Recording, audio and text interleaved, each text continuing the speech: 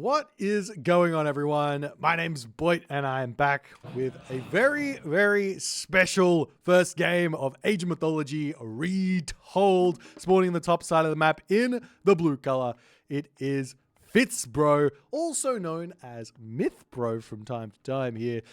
He is a content creator. He's done Age of Empires 4 stuff. He's done Age of Empires 3 stuff. And now he has seen the light and he is coming into the promised lands. He's going to be showing us some ISIS in this one. His opponent today in the purple color, playing as Loki. He is none other than Age of Mythology's very own Joeybadz. Joeybadz is one of the most strategic of the lower echelon of players. He comes up with a lot of strategies which oftentimes are really, really good at the top level of play. So it proves that strategy can take you a really, really long way, and actually thinking about the game can take you a really, really long way in Age of Mythology. Just playing like brute force Age of Mythology is gonna for a lot of the time be very good for you, but you know, at some point you're gonna have to get onto that Joeybadz energy, so to speak. If I can move these things over here, I can. Oh, how good is that? Look at how clean this is all looking. All right, so Loki versus Isis. What are we going to see here? If we start up here for the Isis player, we are seeing a very, very early monument here for FitzBro. He's also got his mining camp up on this position. No pickaxe just yet, so he hasn't gotten himself that little bit of wood. It only costs 108 wood for Isis, and you start with 100, so it's very, very easy to just grab that wood and get yourself that pickaxe. But Fitz is going to be ignoring it, instead opting for a really, really fast temple and going for a really, really quick advance time here. If we take a quick look over to Joeybadz's perspective, he's used that spy here onto a villager. There's two really, really good usages of spy in the early game for Loki. Number one is on a villager, hopefully on a gold mine, because that's where the big important timings are going to be. And the second is on the pharaoh. The pharaoh is going to give you a little bit more information than the gold mine, because that pharaoh is always going to be wanting to be on the most important resource, building, technology, monument, whatever it's doing. It's going to be the most important thing for that Egyptian player to be doing, so it gives you the most information.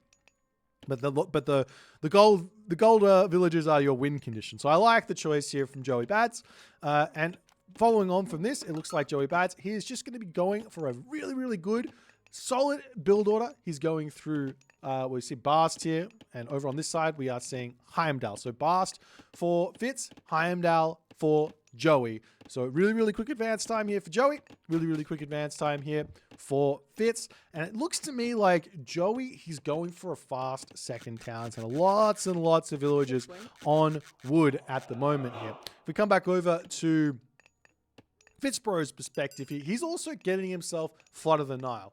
This technology gives you a trickle of 1 food a minute. If you take a look at it, it's 135 gold, which means it takes 135 seconds to pay off that gold. Favor is technically free for Isis. I don't really know how to gauge exactly how much it's worth. A simple kind of guesstimation is 1 favor equals 10 resources, but it's not quite that. And favor is a little bit more of a you have an upper limit of how much favor you can actually have with Egyptians, so it's a little bit more challenging to figure that one out. But the Sphinx moving across the map here. If we take a quick look into the main base of Mr. Joeybadz, he's on his hunt over here, eating some bears here at the moment. I did not mention this map here is a very, very fun map. It is the map Jotunheim, which has a couple of blocks here in the middle that you can wall off and enjoy. As Joey, he's got the resources, or just about to have the resources, to drop a town center. So we'll see where he wants to go. I don't think it's a bad idea to just drop your town center over here if he wants to go for that. In his main base, he is putting a villager center here. How can I make this work? What if I do this? Okay, that'll do. Oh, okay. All right. Fantastic. So Villager Center coming up here for Mr. Joeybadz. Not going for a settlement. I'm not exactly sure if this makes a whole lot of sense.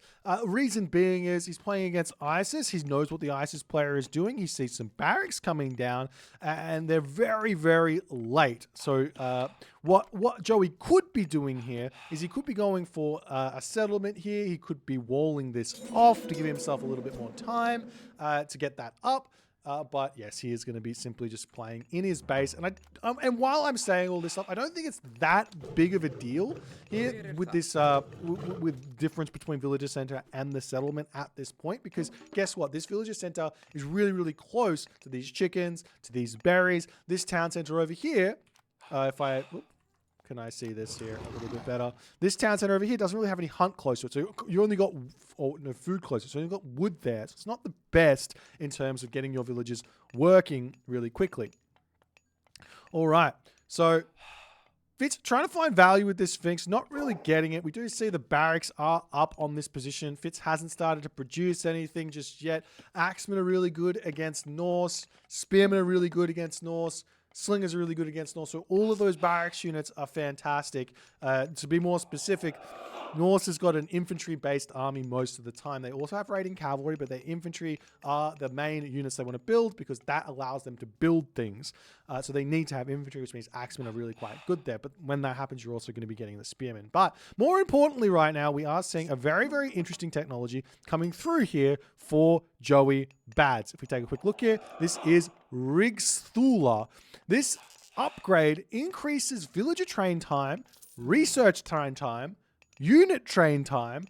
Every single thing that potentially researches is now moving twice as fast. So it's a really, really, really good upgrade. It basically pushes the total town centers that Joeybadz has got up to like 2 point something. So absolutely huge there. We do see a bunch of priests here trying to push forward. These Hersa with their big clubs here coming through, telling Mr. FitzBro to get out of here. And he's almost going to be losing this. We do see an axeman coming out. Joey's got to be careful. You don't want to be losing your Hersa. Great healing here from FitzBro to say, no, not today, Sonny Jim. Get out of here. And Joeybadz is going to be retreating back to his base with his tail between his legs. But I do like these walls that are up. Look at these. They've got 600 HP now. And they start with 600 HP? Rigsthula? Rigsthula just makes them train faster. Okay, or build faster. As we do see now, the Einery coming through, going to help Joeybadz defend on this position. He doesn't need to be here. He can just jump into his town, villager center, and if he garrisons into it, it starts firing. It doesn't fire if he's not garrisoned into it. Joey has started up the watchtowers now to defend himself. We'll see if he can work this one in. He's got to be garrisoning into his town center here to defend this position. There he goes, and now the town center will start shooting. Does a lot of damage here. 7.5 times 2 arrows is 15 damage per second there. As we see the heroic gauge through for FitzBro as well. He's gone through Nephthys here, unlocking that ancestors. These villagers over here have been caught out as Joey now is getting ancested on the economy. These 4 villages all going to be falling, and Joey is in a tough position. He decides to convert into berserks as Loki. Oops, I didn't mean to do that. As Loki, the berserks are free to convert, so he's able to retreat away and keep these alive. Really, really nice play there from Joeybadz. But now he's got the Scorpion Man coming in here. We see a 3rd town center up as well for Joeybadz. He is going for a big boom, super greedy here, and he's got his watchtowers up already, and he's got all of this defense in his main base. So the question is going to be, will Fitz be able to apply the pressure to punish this villager lead that Joey has invested into trying to get here, as the Hersa popping out, not going to be able to fight off this many minions here. Lots and lots of resources in the bank for Fitz. I wouldn't be surprised if Fitz is just going to go straight to the Mythic Age and just send a nuke in onto this main base with that meteor god power. But ancestors is done. Population 55, 56 to 48. Joey's a little bit in pain here, but he's doing fine. He's got double gold mines down the bottom for him to be able to be on, as the Hersa are going to take this fight over here. Still these priests and Pharaoh getting some good damage done, but the Scorpion Man almost going down. Fitz can heal this one back up, and that's exactly what he's going to be doing. But Joey smartly recognizes this, turns around, almost kills off a priest there, but not going to quite be able to. There he goes and turns back onto that. And the Scorpion Man is down, and Joey can breathe easy for just a little bit here. Meanwhile, in this main base of Fitz, I still don't see a Migdol. There's the Migdol right in the center. I love this Migdol. Getting control of this center is a big deal because it means your opponent cannot get through here. I'd love to see Fitz just throw up a big wall across here as well. That would be a really, really smart way to move forward in this game. But we'll see how things are going to go as Joey, I mean, he's still pumping forward. Another thing here that Joey can do is now he can just start thinking about rushing to the heroic age himself. He's done enough to defend himself. He's got 800 food. He just needs to get himself up to 500 gold, and he can go to the next age, whether he goes for Njord or he goes for Bragi here remains to be seen, but we will have to wait and see as he does move out onto this second position here, and we do see the Thoth coming through for our main man, FitzBro. How do you defend against Thoth? What is Thoth? What is Meteor? Well, Meteor is this god power, which rains fire from the skies, basically. Does a whole bunch of damage. The way to defend against this is you've got to get a whole bunch of buildings or units set up around your base and get the upgrade Masons. It's really, really important. There's another upgrade which does have a little bit of assistance here. Where would it be? Is it in the temple? Try to find it. Safeguard. Right here. This one makes your buildings cost a little bit less gold and make sure your watchtowers have a little bit more hit points. So your watchtowers are going to be able to tank a little bit more from that. As we see another down center coming up for Joey. Joey is going peak greed here as he's pumping units out. Now, the big question is, what sort of unit composition is FitzBro going to go for? He's going for Axemen. He wants to build some elephants out here as well. We see a market up here for Joey. And, I mean, he's just not really building anything. He's getting a lot of economy out. He's getting a lot of upgrades out, but I don't see him having that population just yet. And he's on a timer to some degree because this is going to hit and it's going to be really, really scary. Not only that, but when Thoth hits, there's also the favor already in the bank here for FitzBro to get himself the technology Valley of the Kings, which is going to be allowing him to really pump out a whole bunch of elephants or chariots or whatever. We do see that FitzBro, I don't know if he accidentally, but he goes for Tusks of Apatomak first. Now, this does reduce the cost of your elephants, but it's not going to be speeding them up. But he has made his intentions clear with that technology, and we'll see if he's going to be able to make it work. Now, a really, really great counter to the elephant is this unit in the longhouse called the Herdman. It's kind of a new unit for Norse. If you know the unit, the Catapulti from the Atlantean civilization, it's basically the same as that. Huge bonuses against cavalry. So we do see the Phoenix flying through, Meteor getting dropped down into this position. Huge first attack there onto that town center. We'll see if these town centers are going to go down, and he does lose one of them. A whole bunch of farms going down. The villager center also getting cleaned up here as FitzBro is starting to send those elephants right in here. Huge amounts of damage coming all over this position as Joey is in a complete panic right now, moving all of his villagers over here. He can go for a villager Ragnarok at the moment if he so chooses. Look at how many he's got right now. This is all for free. He's got medium upgrades, and he is going to be sending all of his villagers in right now to go. He's got himself a flaming... Wait, did he get heroic age? He didn't get heroic age. His heroic age got deleted there from those meteors as all of these berserks are going to be moving forward. You have to remember, he's also got 1,000 food in the bank, so he's going to be able to continue spamming villagers out here. What a strategy from Joeybadz. But these are axemen, and they're heavy axemen, and they're going to be able to completely demolish this. But the free myth unit spawn here for Loki comes in, as well as the Draugr comes through to help out. Those elephants are going to get removed from this location here very, very quickly. There's still a lot of population here for Joeybadz. He's at 123 pop as those Olsarks are pushing through. He's still pumping villagers out of everywhere at the moment. So yeah, he's got no income. Yeah, he's behind 30 villagers, but he's got a lot of resources in the bank. Another villager center coming up, another settlement coming up. Joey, he doesn't want to push forward. I think he can break through this Migdol stronghold at the moment if he wanted to, but there's really not that many units here either. The question is, will FitzBro be able to sit on this economy that he's got right now and find himself in a good position? We do see the attempt at the Mythic Age or the Heroic Age coming through yet again for Joey. He wants the Bragi. He wants those unique technologies for his berserks here in Swine Array and Call of Valhalla. I believe that's what they're still called. Right, let me have another check here. He's getting another villager center. He just wants to spam villagers out here. He's got no military buildings at all. He's just like, I just want villagers. Is this another one?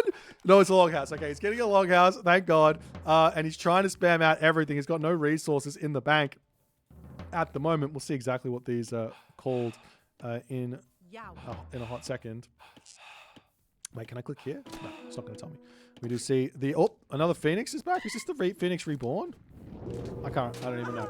Anyways, you do get these upgrades. Let's have a quick look. We've got Swine Array. They're still the same. Lovely.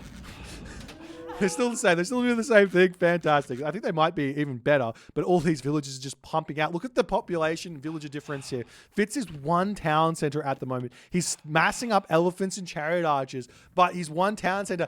And Joey is basically already caught up on villager count here in this game. I mean, if there's one thing Joey is good at, he's good at making an entertaining game here, ladies and gentlemen. We'll see. And he's not only that, he's also got that flaming weapons here to make another push. So we can go for another 50 villages, converting them all into berserks for free and going for a huge kind of villager Ragnarok in the Heroic Age if he so chooses. But I do really want to hope that he's going to get that medium infantry and that Swine Array to make those Ulfsarks have bonus damage against cavalry. Because why is that? All of the units right now, if you take a look, this is a cavalry unit here. This is a cavalry unit here. This is a ranged soldier cavalry unit. So all of these are going to take damage from that, from those sorts of upgrades. As we see a temple coming down, lots and lots of favor in the bank here for our Loki player, Joeybadz. And he gets himself that free battle ball out of rebuilding that one as well. And he can spam those out if he wants. But again, just get those. You've got to get those berserk upgrades. It's going to be such a big help. We see champion chariots though coming through for FitzBro. Fitz is at 180 population. He's got everything he possibly can get here. We see some more another villager center coming through here. Come on. Joey, get the upgrade, my friend. These Ulfsarks berserks are going to be able to take these units out here. Flaming weapons getting dropped. This is a huge amount of units coming through. Eclipse getting thrown in onto this one as that Phoenix here will get a huge amount of damage done here. But it will get taken out by the town center as well, as he does manage to do so. All of the berserks are seemingly falling on this position here, as more berserks are going to be coming through to get onto those champion chariots. But those are so strong here without having that Swine Array technology. Joey is just not getting the damage done that he needs to, but he does clean up a big partial of that army. There's still going to be 130 population left here. Joey leaves himself with 15 villages after converting a whole bunch to berserks. And after the dust settles here, FitzBro, he is in the lead in a big way. 143 population, pumping these war elephants out, pumping these chariot archers out. And in that moment there, Joeybadz does tap out. GG, what a strategy here from Joeybadz. You can definitely see the potential here. The idea is just get as many villager centers, get as many town centers as you possibly can, and just spam out villages and then go into a villager Ragnarok as fast as you can, because it's free to convert them. That being said, if you had heavy infantry, if he had Swine Array, if he had Call of Valhalla, and then he did this attack, Man, that would have been a real big, strong showing here. Like, take a look at this. This gives... Never mind. I'm lying. This doesn't help out berserks at all. I'm an idiot. This is only for the herdmen. So I take it all back. But Call of Valhalla does improve the Ulfsark's hit points and would have definitely helped as well. So heavy infantry and Call of Valhalla would have been a big assistance to push through this army. I'm silly. I didn't even know that, but it is what it is. Anyways, if you guys enjoyed this game, please consider hitting the follow on the Twitch. If you're on the YouTube, hit that subscribe button, and I'll see you guys in the next game.